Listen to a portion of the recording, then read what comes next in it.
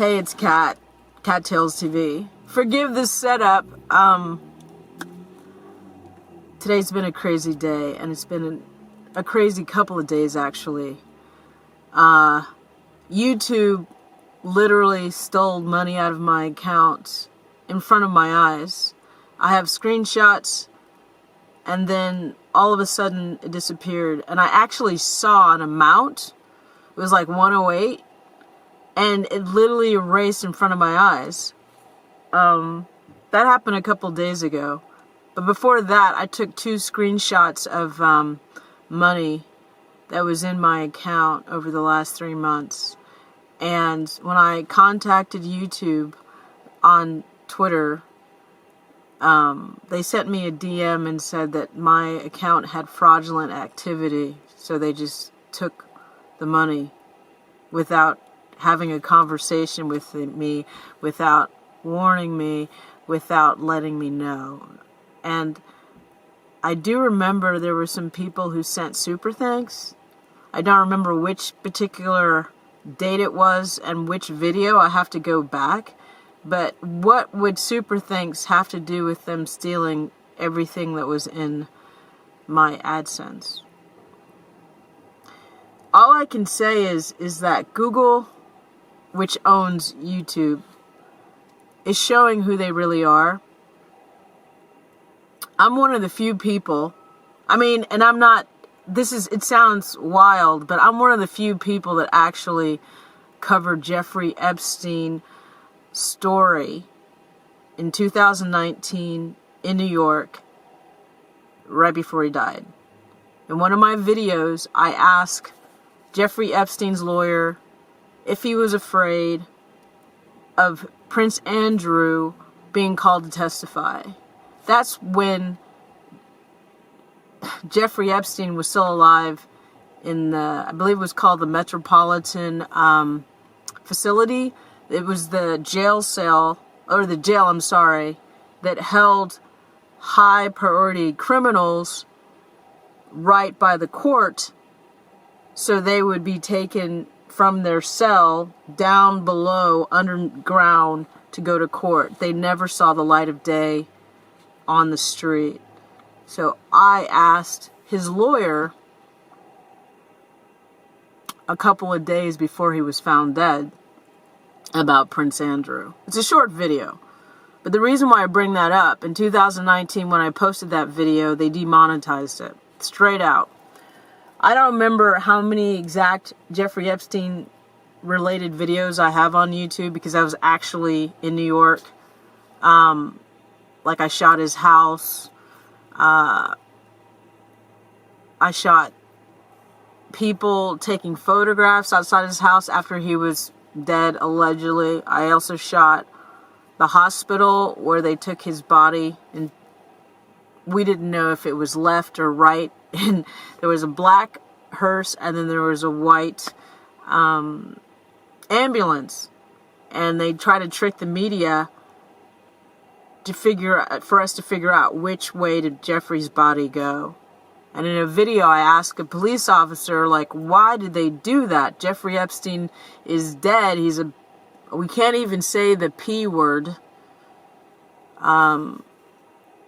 Why is his body so important? He's dead. And the police officer said, and you can watch the video, Jeffrey's body is worth a lot of money. That makes no sense. Jeffrey allegedly is dead, right? The other thing about Jeffrey Epstein, allegedly he was dead in the cell. So there are photographs of EMT people doing CPR on his body going into the hospital. I didn't shoot that. Someone else did, but you can find it unless they've scrubbed the net. But all I'm trying to say is I do different types of investigative reporting. And I don't like reminding people, or because it sounds like I'm tooting my own horn, but I covered Michael Cohen before he went to jail. And if you don't know who Michael Cohen is, he was Trump's lawyer. I've covered R. Kelly's trial in New York. I covered Harvey Weinstein in New York. I've covered Danny Masterson in LA, Harvey Weinstein in LA, Tory Lanez in LA. I've covered the college scandal with Felicity Huffman and all those other people in Boston. And I covered UFC stuff. And because I have a different way of doing things, some people don't take what I do seriously, or they give it no respect. However, I'm drawing a line in the sand now. I know how good my stuff is. I put stuff on YouTube that's not necessarily stuff that goes to my photo agent or photo agents, shall we say, but you get a gist of some of my stuff. And I've covered stuff that my photo agents didn't want me to cover, but I did it out of my own pocket because I believed in the story. Jeffrey Epstein is one of them. So, the reason why I'm telling you all this is because YouTube has fucked me over multiple times. Also in regards to the Cat Williams Suge Knight situation that happened like 10 years ago. And I'm tired of it. So I'm going to be posting real stuff that I cannot put on YouTube. I'm going to be putting on my Patreon. And I hate to do this, however, I'm tired of being disrespected on YouTube. This has been going on for too long, and they're censoring people. You can't have conversations, adult conversations. You can't use real words.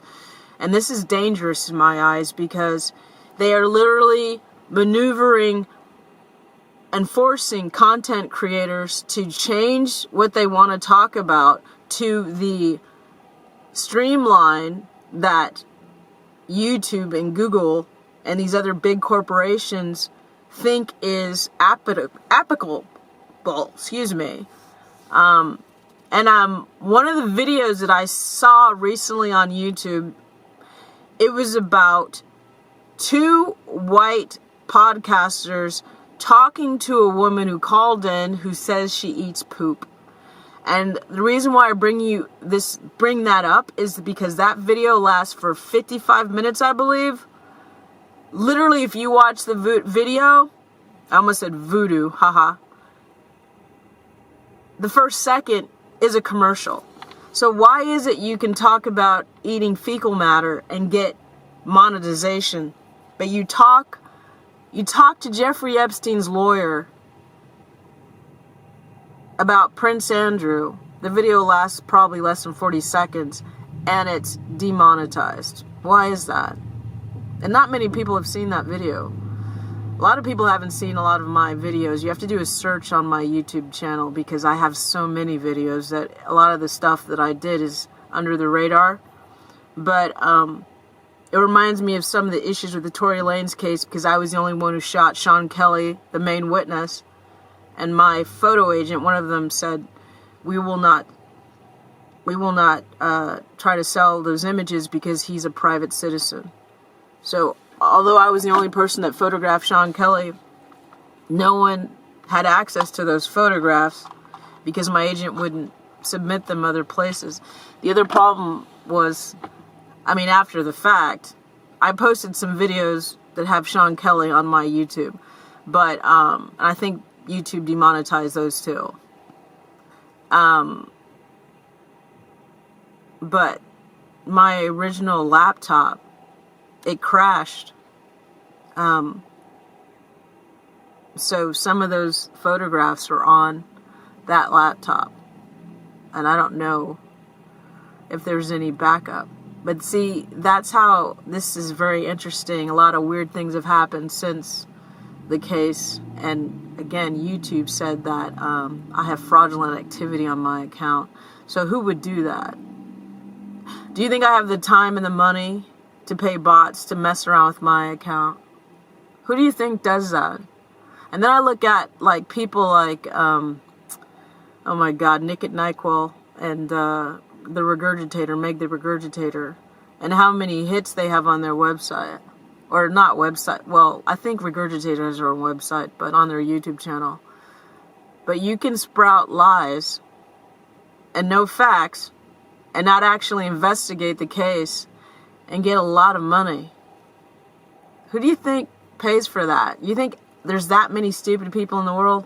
I guess there are, but I was the only one who actually went to the location where Sean Kelly used to live and videotaped it at least 8 times out of my own pocket. Last year I got hit by a car and I still did it. So, anyway, find me on Patreon, please. Support people who actually make real content. You may not like all the stuff that I do, but I'm not AI. I'm actually one person doing all those videos. I actually care about the truth. And I just feel like the world has gotten so weird that I think it's some of Megan Thee Stallion's fans, and it might have been even some of Tory's fans, but I really believe it's Megan's team or whatever. They would harass me with making the assumption that I was helping Tory because I wanted something from him, sexually, I guess, whatever. But what they don't understand was I was robbed by Suge Knight. Under Suge Knight's direction, Cat Williams robbed me. I'm the photographer that they robbed in Beverly Hills that they were arrested for before Suge Knight killed Terry Carter. So I know what it's like to have the media lie about you and push an agenda that's not true.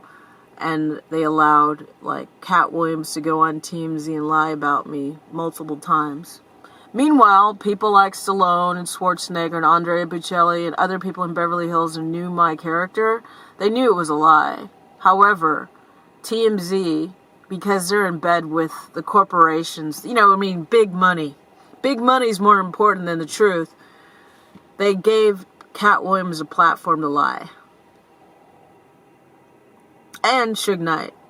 And Suge Knight made a video, I think it was around the holiday season, in front of a truck, where it was a setup interview.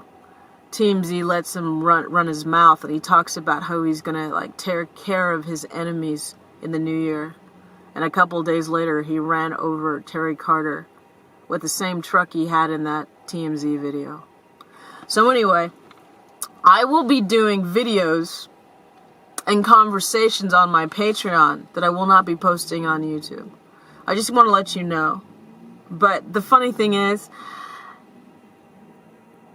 I should thank Cat Williams because his lies and the way TMZ treated me has only made me the person that goes after stories like Jeffrey Epstein and investigate Tory Lanez case. So I should thank you. But I see you. And I see that Cat Williams is being used to take away focus away from Diddy and Jeffrey Epstein. Think about it. No one's talking about Jeffrey Epstein, really. And no one's talking about Diddy. And he got nominated for a Grammy, and now he's not going to the Grammys. But yet, even though he settled with Cassie and he's settling privately with other accusers, he's still able to make money on what? YouTube. I'm not. They took the little amount of money that was there, they took it. Who does that? So anyway, it's Kat at Kattalestv. You'll find me somewhere. Or not, but please, if you like my videos, go to my Patreon, and thank you. I believe it's Kattalestv or Kattalestv, but I'll put it on the end of this video. Bye. Oh yeah, and I do other stuff too. I do some workout stuff if you want to check out. Thanks. Thanks for supporting me, the people that support me. And yeah, the truth is an interesting thing.